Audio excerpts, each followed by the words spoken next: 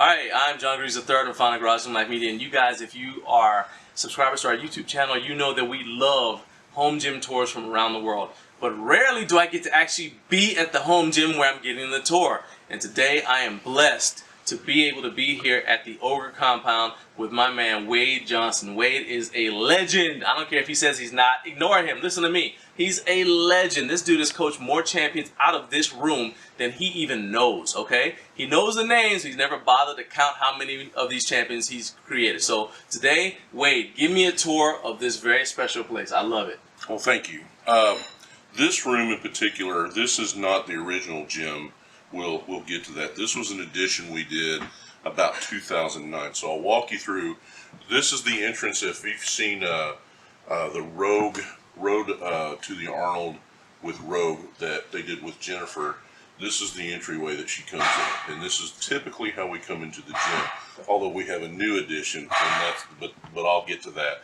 So I bought this monolift about 2004. This was the first monolift I owned. It was the second one that Doug Klein made. This is the Amerilift. And the reason why I really like this is not only because Doug and I are friends, he welded counterweights into the base. And the reason why I did that is in back, west side, the bands, and you would see where monoliths would flip. This one will not. Nice. So, but we have 3 monoliths, and most people are happy with one. Wade has 3. Yeah. So now you see why I have no retirement. So you'll see at each platform we have pound plates, and then we also have kilo. Each platform has a kilo set, a pound set, and that way, depending on what you want, there's many specialty bars. Most of what we squat with, straight bar, we have 25 kilo bars and then 20 kilo bars as well. We have a vast array, way too many to go into, of different specialty bars, cambered bars, different types, types. I'm seeing some of them right over your head. Right. Safety squat bars and so forth. Okay. So we also have 3 combo racks, and these are the ones like you see at USPA. This is a USAPL. We're a silver gym, okay, and so you'll see the ER racks and so forth at those meets. We have a pretty good collection of kettlebells, just for certain types of conditioning, pressing. We train 3 different strength sports here, so there's a vast array of things we do beside. And Melissa's also has competed in certain types of kettlebell competitions. So okay. That's why is she like long cycle and stuff? You would have to ask her. Okay. I really have no idea. I mean, I know I grabbed one and I did a bench press with it because I'm just out of control. But I see that I know you guys do a lot of conditioning stuff with them too. So, depending on what athlete is doing what in what sport, we have those available. This particular leg curl machine, this hammer strength, a friend of mine was the head strength coach at Western Kentucky, and he had them on eBay. And now this is back in the day when you could find cool stuff on eBay. Yeah. And so that's where that came from. Now you sit in that and curl down. It looks like, is that right? Right. It's a seated leg curl. So wow. So you sit with the legs out and it curls under you. Wow, that's okay. So nice. Not every gym has toolboxes, but we do. Nice. So in the old days, when I first got this house, you can obviously see there's the old single car garage door, and this was the entrance to the basement. Okay. So we added, this is about a little over 500 square feet. Look at just pan over there, look at the knee wraps. Look at how many knee wraps we got over here. You guys compete raw and equipped. Correct. So you got like your board press boards, if you pan over here. You got board press boards here. You've got a shoe collection that Imelda Marcos would just be jealous of. Well, here's the cool thing about one of the strong suits for us, at least in my opinion. You got some Dowins. Oh wow. Oh yeah, that's original. That's more than one kind of Dowin. Oh, yeah. Dowin is what like the Olympic lifters really loved. But people that have trained here over the years, they'll get a pair of shoes, and then invariably, like powerlifters or any athlete does, you upgrade or get something different or a new style or a new color belt, and many of them have left the shoes So that way when we have new lifters or beginners, we have an array of shoes that they can try on until they can, you know, buy their own, and belts. Same thing. You in the old days of eBay, you could buy used lever belts for $10, $20, $30. So I would just buy them and have them in here. Yeah. And then that way lifters could try them out and that sort of thing. So you can see there's a kilo plates, there's a Vankos, a Alico, Hansu, and a bunch of Rogue stuff as well. So there's... The Alico is top of the line. Yeah, no, that is my favorite kilo plate by far. All right, so let's go on in here. All right. We have... There's 3 power racks. This is, if you watch any of our training videos, I use this rack, and I have the Rogue monolift arms, and I absolutely love these. And I told the guys that when they came from Rogue, I was like, this is the best thing that I've ever bought from them. Wow, okay. And so we squatted out of them. I use this twice a week without fail to bench out of, and they respond great. But my son and I have also, we'd lean in and then deadlift from the top right here, because you can see I've got a second pair. Or we've done shrugs, like we'll do cambered bar shrugs, and we set it that way. You literally can put it in and then lean into it. You don't have to walk. Right. You know, you start shrugging in the 400 to 500 pound range. Walking with it is not advisable. So, okay. But we do a lot of decline pressing, like you heard us talking about earlier, and you got a Squat Max MD. Love this thing. We got this to help with, you know, some guys that have injuries, you know, and so any of that downward pressure on the shoulders with the squat bar, if that's not possible, then they can use the Squat Max. And they've discontinued making this particular one, but for us it's great because it's mobile, so we can put it in, and then take it out as we need. Okay. So that's about twice a week. This comes out so they can press out of this, and then once that press session is over, then we put it back in. Okay. Again, there's another old leg extension. I love that. Now, Hammer Strength made 2 different kinds of these. This particular one, what we found, and I used to coach some people at a commercial gym a few miles away, the loading pin on the other one was to the sides. This one is top loaded, and we found that the shear pressure was much different. So we can actually rehab with this and not create the shear pressure that a typical leg extension. Right. Because someone's had knee surgery, one of the first things they'll tell you, because it's a fulcrum movement. Yeah. Stay away from that. But you can actually, like when I injured my knee before I squatted my biggest weight, this was what I used to rehab. Nice. Okay. You got some fixed barbells. Man, you don't normally see that, but you got the space for it. It's a little, as you can see, it's very, very crammed in here. But we've found, like, light upright rows, reverse grips, again, therapeutic rehab, prehab stuff. Like you can do slow reverse curls, you know, for that tendonitis type thing. And the thing about reverse curls is it'll pump blood into that bicep joint. You won't see us. We have a preacher curl and we have some curl bars, but by and large, what we do for conditioning for powerlifting, strongman, Olympic lifting is hammer curls, especially the brachialis, and the reverse curls where that insertion is. Helps with tendonitis and prevent. Well, and again, you get an antagonistic type movement because it's just like, you know, doing the retraction work with grip. A lot of people train grip, but they don't do the antagonist, you know, with the, you know, doing that type of work. So you can see we have a seated toe raise, but there's also a tibia machine. Yeah. One of the most underused machines in all gyms.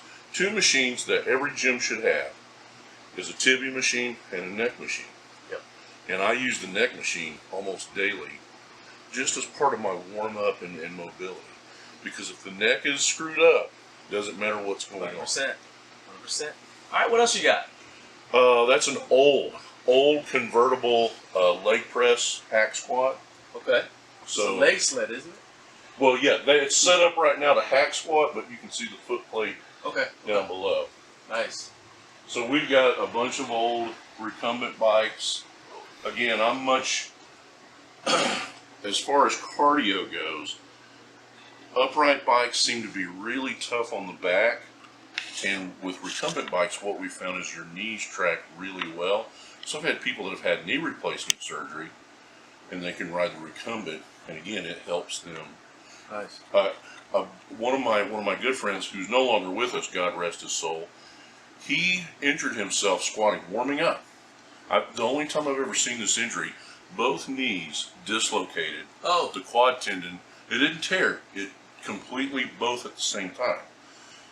So it was very extensive therapy. And one of the things they would have him do to help with tracking was with the way you're seated in that recumbent position, the knees track really well. Nice. And then we've got the obligatory rower. Oh, yeah, you gotta have a rower. So this machine, this was given to me by a good buddy of mine. Wow. This machine is older than both of us. Wow. So in the old days of pull downs, you didn't have that cool adjustable seat with the leg lock. You would grab the bar and go down to the seated position or to your knees. Okay. And that's what this is. But Wow. we use it for face pulls, and some of them do triceps. I don't do triceps. Or, standing crunches and that whole business. Okay. I see you got, one thing I like is that you got the single handles. Yeah, that way you can do all kinds of shoulder stuff or the tricep stuff. And again, we've got a vast array of attachments and other silliness. Same thing, an old pec deck that we rarely anyone uses it for the pec deck. We use it for the rear delts. Yeah. Okay. So this is the obligatory preacher curl that there's a couple of guys that use it. I don't use it. I sometimes sit on it and drink coffee while the guys are benching. Then that means it's still being used. And so it's a great chair, and I can rest on it. Oh, yeah. Back support. Oh, that seems healthy. We have I really like this machine. Well, it's a glute ham raise. This particular machine, I love the hammer strength shrug machine, but I've never been able to actually get my hands on. We've had them in the gym that belong to other people. I have a hammer strength deadlift machine that's stored, but this is a convertible, so you can do seated and standing shrugs, but you can see that there's another post. And this is an old Nautilus machine, and Nautilus did some very creative things. They also made some monsters that you just can't get rid of. But this particular one, you can take the plates off and convert it to a seated chest supported row. So Nautilus is Arthur Jones. Okay. So some people watching this may not even know who Arthur Jones is, which is horrible. Arthur Jones came up with the idea of, he popularized high-intensity training. Casey Viator and Mike Menser, people may know about. Dorian Yates eventually was also a proponent of that. But in any case, he invented the Nautilus line. And then I believe his kids came up with Hammer Strength and Medics. Am I right? I believe that to be so. And so this is the father of Hammer Strength. Yeah, which, again, this is and I found it online, and I found it really cheap, so I snagged it. That's the thing. You're a home gym owner. You can tell when somebody's been a home gym owner for a long time because we're accustomed to having to find stuff. You get really good at finding where stuff is because when we started our home gyms, you couldn't just dial up Rogue Fitness or whatever, see what's on sale. The way you guys felt with the coronavirus, where there's nowhere to find anything, welcome to life let's say, 2007. Oh, yeah, for sure. Sure, back in the 90s, you didn't even... It was just the early days of the internet, and I didn't know how to use it. You're looking at a newspaper, classified ads. This was paper. Oh, sure. Yeah. All right. Seated ab machine. Again, that's something that a lot of people don't do a lot of ab work. But we have it in here. Chest supported row. This is one of the first machines I ever bought, along with a prone leg curl when we get to the addition. More dumbbells. A couple of competition style benches. When I started running meets in the first meet I ever helped run, I'd worked meets, was in 2000, and I bought the Forza bench when they first came out. Sit down, everybody. Heavy Harris in the building. I go back a long way with Heavy, and some of my buddies worked for him, and this was the model that he and Jesse Rogers, I guess, developed, that I think is actually patterned after the Forza. So you'll love this. All right. This I bought on auction on eBay in Atlanta. I bought like a lot of plates, about 900 pounds. So I went down to get them, and he had this, and I said, "Is that for sale?" He goes, "Make me an offer." And I said, $35. He goes, "Sold." I was What? like, "Get it in the truck. Let's get out of here." Yeah. When he comes to his senses. No. Is this a fat pad? No, it's actually the pad that came with the Dynabody bench. It's Okay. the old one, and we're going to get that recovered. Okay. Because we replaced it. Let's see. Now I'm going to tell you something that we did in this gym. It's not everybody can afford it, but is putting these ductless units in. Because a lot of times in our garages you don't have the room for another series of ductwork. Right. And clearly you don't, in here. And the money I invested in doing that is, especially with these basement type gyms, because this part of the gym is actually underground. So we still get, every basement has some seepage. You're never going to escape it. But what this did for the air quality and dehumidifying the gym, because it's comfortable in here. Okay. Now in the old days, when I had a few window units and a portable, we had 3 times the amount of fans. And so in the summer, when because it gets really humid and hot in Middle Tennessee, we'd have to have the music so loud to hear it because we had all these turbo fans blowing. Oh wow. Okay. So in my electric bill literally adding, we'll go to the addition next, we added roughly 820 square feet to the gym. There's 3 tons of air conditioning in there, and basically my electric bill has stayed the same due to the efficiency. Wow. So it's one of those things where if you have a single or a double car garage, I mean, you get a 1.5 ton ductless unit, it's going to change your life. Wow. See, that investment for me was immense. That's one of those things, is like the little things. Everybody thinks about like the weights or whatever. And everybody's probably admiring the mag grip that you got right here. Love these. And nobody paid any attention to the ductless. So that's pro tip. That's something I'm really, that I think really changed air quality and everything when you're training. So there's a lot of great stories about, if you don't mind me telling a quick story. Tell stories, yeah. So when I moved in, you remember the area we just walked in, that was there. This, from about this post over, was a wall with a doorway. Then this wall ran all the way, and about where Joaquin was standing, there was another wall. If you walked into there was a door, there was another door there, and a hallway. I lived in the house for 2 weeks before I ever knew there was a room right there. So when it came time to abate all that, as we built it, and you couldn't use this part of the gym when I first moved in because the drainage was so bad and there was so much damage. There's 50 pounds of hydraulic cement in these walls, and then I had the drainage fixed. And we're ultimately going to have to, you can see some stress cracks, we're going to have to, put a new French drain in. But there was so much water seepage you couldn't use it, so it had to be fixed. So what we found is that when I pulled the drywall off, there was 4 dedicated circuits. And I thought, well, why is there 4 dedicated circuits? That seems like a lot in a 12-foot wall. And then I found, there's a hose bib up there.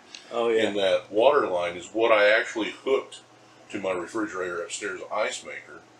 And so what I ultimately found out is they were running a hydroponic system in here to grow pot. Oh, well, there you go. So they had the machines, and that was their water supply and everything. So there you go. So which was great for me, because what I did is I used all the greenfield, this armored cable that you see. So all this stuff, all overhead wiring you see, that has the armored cable, I put in.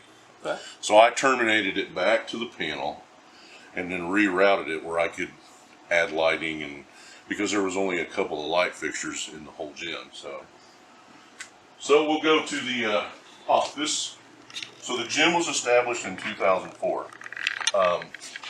Davey McCann, who I told you about, who is the chairman for Strongman Corp in Kentucky, is an old friend of mine, and I met Davey.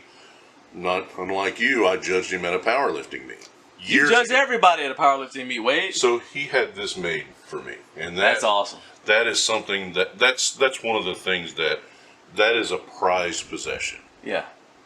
So and you see all these old trophies. Few awards, just no big deal. I was the best in the world,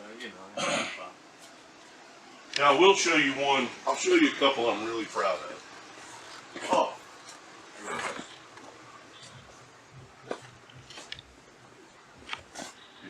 find it. Oh, here they are. It's the medal collection all across here. So this is the participation trophy, and these are the individual lifts from IPF Worlds. And for me, the crown jewel for me is winning an IPF World Championship. In 2019. Yes. Wow. It's awesome. And some of these are from Strongman and Olympic weightlifting and blah, blah. Because you competed in strongman, Olympic lifting, and powerlifting at high levels. I was fortunate enough, again, I don't want it to sound ridiculous, but I was fortunate enough to, I don't know which ones are which. I have to look. Well, this is an IWF Masters World Cup. Yeah, I won a gold at Masters World Cup, and I think this is a silver at at Pan Americans, and then I won nationals, and then I won nationals in strongman. Wow. So I was very fortunate. All right. Then over there, you got your a couple lifters. years ago.